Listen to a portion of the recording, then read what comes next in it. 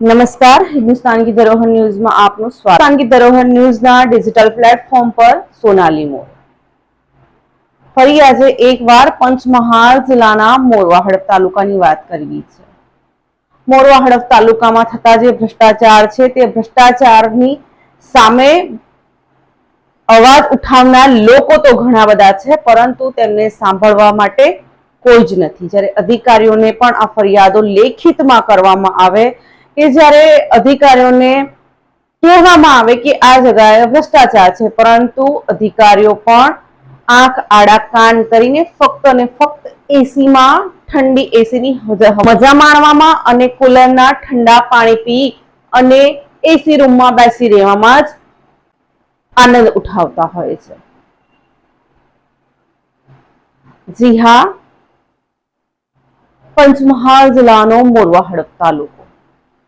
આ તાલુકો આમ તો શૈક્ષણિક અને રોજગારની રીતે ખૂબ જ પછાત છે। આજનો ત્યાંનો જે વ્યક્તિ છે, જે છેવાડાનો જે માનવી છે, આજે પણ તે ખેતી પર નિર્ભર કરે છે।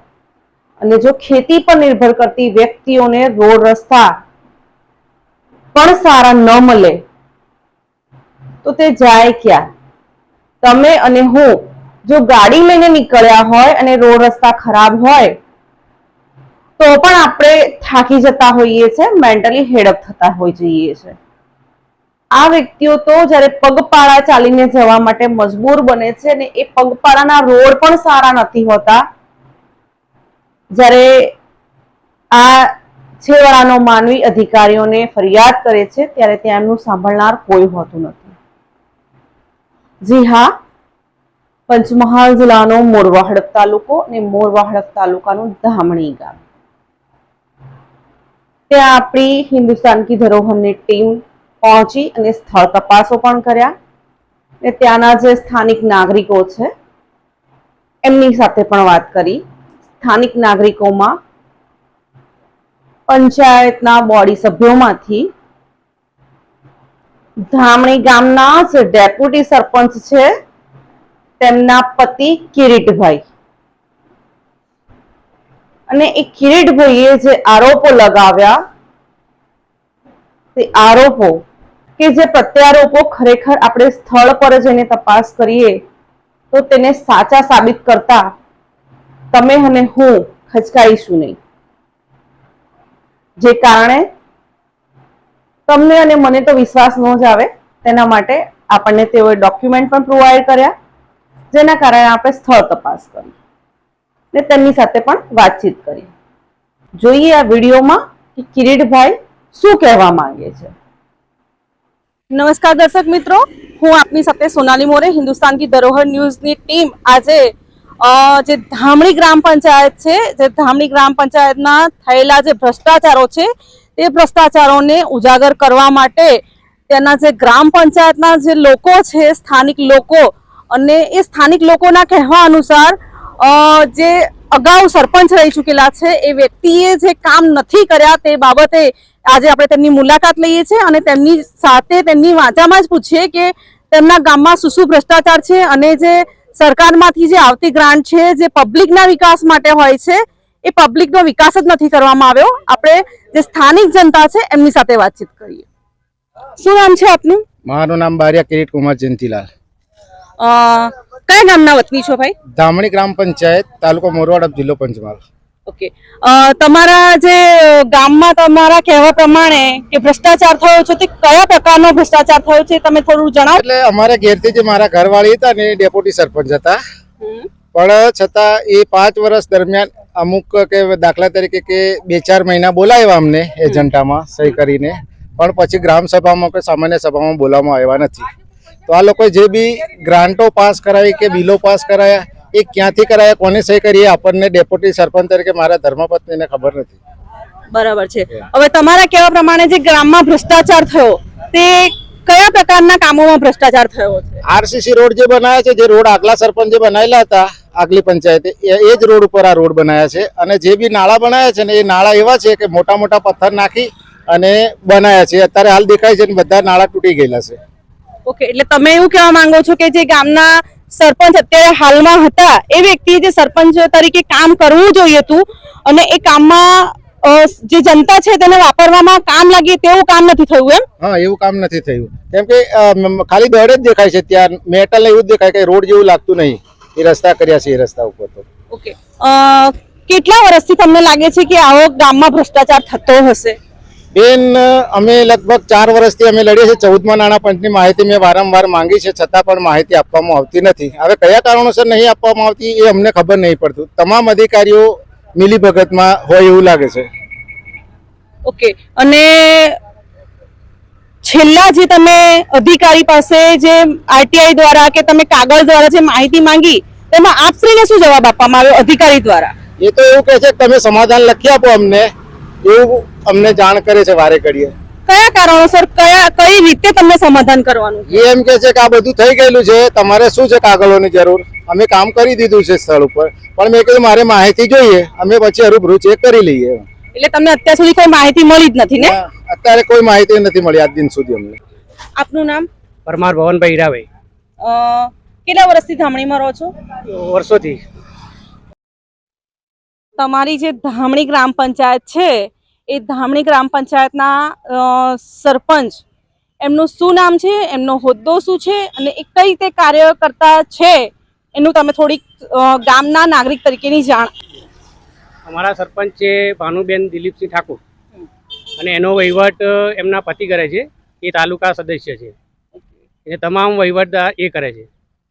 કેટલા વર્ષથી વહીવટ કરે છે? એ શરૂ 2017થી, જ્યારથી વંદેલી ગ્રામ પંચાયત ધામણી ગ્રામ સુધી વિભાજન થયું ત્યારથી આજ દિન સુધી વહીવટ એ જ કરે છે. એટલે તમારું કેવું એવું છે કે ભાનુબેન કોઈ જગ્યાએ આવતા જ નથી? ના, એ પીએસસી નોકરી કરે છે. ઓકે. હા, એટલે નોકરી પર જતા રહે છે. એટલે એ નોકરિયાત છે હા, અને આ ભાઈ બધું સાચવે છે એવું છે? અને તાલુકા સદસ્ય છે. અત્યારે વહીવટદાર ચાલે છે અમારે, ઘણી લેટ થઈ એટલે હમ. એ છતાં એ જ કામ કરે છે. અત્યારે હમણાં બોર કર્યા તો બોર 150 થી વધારે બોર કરતા જ નથી. ઘણો ઘણો 200 ફૂટ. પછી એવું કહેવામાં વધારે કરો તો પૈસા આપો એમ. એવું છે. એટલે કોને પબ્લિક ને એવું કહેવામાં હા, આવે એવું કે કહેવામાં આવે છે. કે પૈસા આ તાલુકા સદસ્ય એવું કહે છે. અત્યારે બોર કર્યા છે, હમણાં જ બંધ થયા છે 2 દિવસથી. બાકી અત્યારે બહુ કર્યા છે અમારા ગામને બોર. તો તમે સરપંચ થી સંતુષ્ટ નથી એવું એનો મતલબ એવો થયો નહીં, ને? બિલકુલ નહીં. તમને શું લાગે છે કે ભ્રષ્ટાચારમાં કઈ કઈ જગ્યાએ ભ્રષ્ટાચાર છે? 15મા નાણાં પંચ, 14મા નાણાં પંચ, ESP, શૌચાલય. તમારા ઘરની આસપાસ એવા કેટલાક રોડ રસ્તા, એવા કેટલાક બોર, કેટલાક નાળા હશે કે જે બનાવવામાં જ નહીં આવ્યા હોય કે સ્થળ પર બન્યા હશે પણ એ તૂટી જતા હશે વારંવાર? એ તો મારો ફરિયાનો જ રોડ નહીં બનાવ્યો. બરાબર. એના પૈસા નાણાં ઉપડી ગયા છે, તે છતાં રોડ બનાવ્યો નથી. કેટલી રકમ ઉપાડવામાં આવી હશે? 2 લાખ રૂપિયા. બીજું કે ઇટીવીટીના જે બ્લોક હતા, જે મારા ફરિયાના હતા, એ ફરિયામાં બેસાડવામાં આવેલ નથી. તે ફરિયાથી બહાર બેસાડવામાં આવે છે. તે પાછા સરકારી કર્મચારીને ઘેર બેસાડવામાં આવે છે. એની વાળો મેં રજૂઆત કરી પણ કોઈ સાંભળવા તૈયાર નથી. મેં 15મા નાણાં પંચની, ESPની માહિતી માંગી છે પણ આજ દિન સુધી માહિતી આપી નથી. ગાંધીનગર આયોગના મારા હુકમ થઈ ગયેલા છે, તે છતાં માહિતી આપતા નથી. જે ગ્રામ પંચાયત છે તે ધામણી ગ્રામ પંચાયતના લોકોનું એવું કહેવું છે કે ગામમાં સરપંચશ્રી દ્વારા જે ભ્રષ્ટાચાર કરવામાં આવ્યો એ ભ્રષ્ટાચારના અંતર્ગત જે પબ્લિકને, જે જનતાને વાપરવા માટે જે વસ્તુઓ આપવામાં સરકારશ્રી તરફથી આવે છે એ સરકારશ્રી તરફથી કોઈ પણ વસ્તુઓ જ્યારે આવે ત્યારે એ વસ્તુઓ સ્થળ પર હોય છે પરંતુ એ સ્થળનો ઉપયોગ જ ન કરી શકાય તેવી વસ્તુઓ સરપંચશ્રી દ્વારા કરવામાં આવી છે. તે લોકોએ આપણને ડોક્યુમેન્ટ પણ આપ્યા અને ડોક્યુમેન્ટના આધારે આપણે સ્થળ તપાસ પણ કરી અને સ્થળ પરના જે વિઝિટ છે તે વિડીયોમાં આપણે આગળ જોઈશું. આ ચાંદણી ફળિયા ધામણી ગ્રામ પંચાયતમાં આરસીસી રોડ બનાવેલો છે. આ નજારો જો માટી દેખાય છે, નથી કપચી દેખાતી, નથી રેતી દેખાતી. આ ધામણી ગ્રામ પંચાયતનો વિકાસ છે.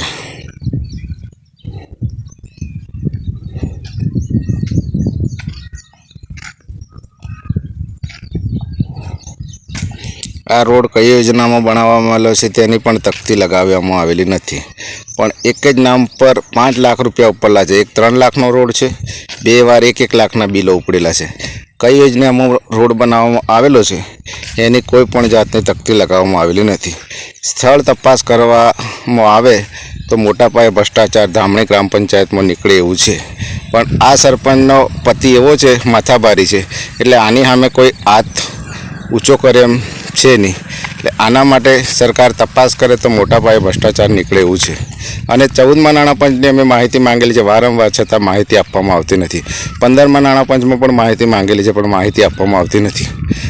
આ એટલો મોટો ડોન છે કે ગામમાં કોઈ એને આગળ બોલાતું જ નહીં. આ રોડ છે, નજારો દેખો, રોડ ખાલી મેટલ નહીં દેખાતી, રેતી નહીં દેખાતી, માટી જ દેખાય છે.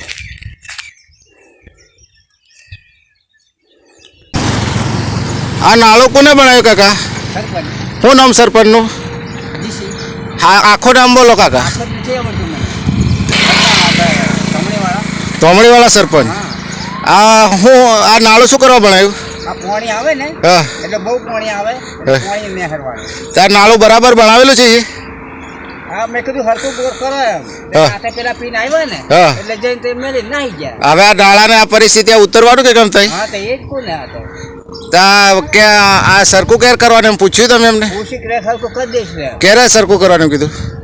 હા, આવશે. આ કેટલા ખરા સરખ્યા આવ્યા. હા. બસ આપણે તો નહીં. હા આ પેલો રેલીન તો રે હા એ આવે રે પીન દસ અને એમને જીસી હા, રાતે આવે. રાતે આવેલા. અને આ પથરા નાખીને કર્યું છે કે રેતી સિમેન્ટનો માલ નાખ્યો? પથરા છે અમારા 4 પેકલા આવેલા ને હા. એક મય પથરા નાખ્યા. એ તમારા પથરા પોતાના હા, નાખ્યા? પોતાના. તે તમે કેમ તમારા પથ્થર લે? તો કે બીજી નાખ્યા છે એમ કીધું પછી. ક્યારે ના? એટલે પણ તમારા પથ્થરથી નાળું બનાવ્યું ને? હા, તો એને શું કરવા મફત બનાવેલું છે એમ પૂછ્યું તમે? એને આવે એટલે પૂછી લો કઈ યોજના નાળું બનાવે. તકતી કેમ નથી મારી એમ પૂછો ને. અને કેટલા હજારનું નાળું છે પૂછો. મારા પથ્થર લઈ ગયો. આ બરાબર ના આવે. પથરા કે બીજા પથરા નાખ્યા છે એમ કીધું. બરાબર બનાવેલું છે. તમને સારું લાગે છે? બહુ સારું લાગે છે. આ બરાબર છે. તમે આ છે ને હા. જોડે કરવાનું છે. હા આના જોડે. હા આ જો પેલું નાખ્યું ને તો હા, સારું સારું. હા.